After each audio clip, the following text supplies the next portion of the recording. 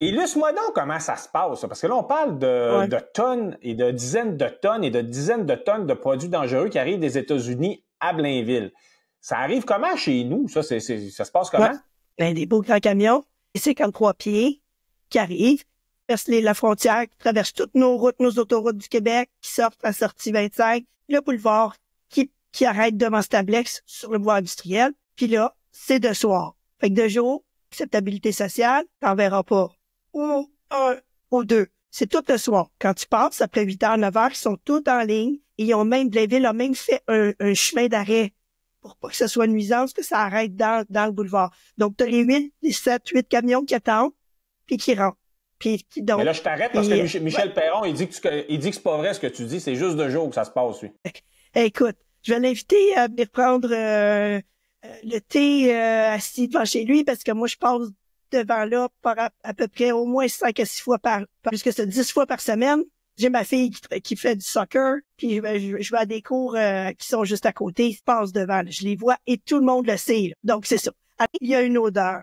Ils sentent une odeur, ça va jusque dans la maison. D'eau de javel, une odeur d'œuf pourri. Il y a une odeur désagréable. Puis ça dure peut-être 15-20 minutes, une demi-heure. Ils savent pas de où, ils savent pas de quoi, mais il y a une odeur. Et ils entendent des bruits. Tantôt, Martine, elle disait, on discutait là, du fait qu'il n'y a pas beaucoup de vérifications de réaliser par rapport à toutes ces activités-là, là. Bon, le procédé, etc. Là, tu me parles, toi, Marie-Claude, de camions qui arrivent le soir, puis tout ça. J'imagine qu'il n'y a pas un gars du ministère de l'Environnement à casquette sur le bord du quai qui regarde qu'est-ce qui tire dans le trou, là.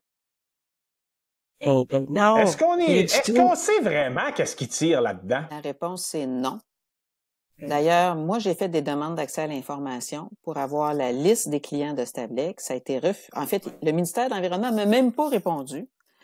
Fait que là, j'ai été obligée d'aller à la commission d'accès pour l'information. Fait que là, j'ai déposé ça. Et finalement, pour me rendre compte que, parce qu'après ça, finalement, le ministère, à la demande de la commission, a répondu, m'envoie la loi.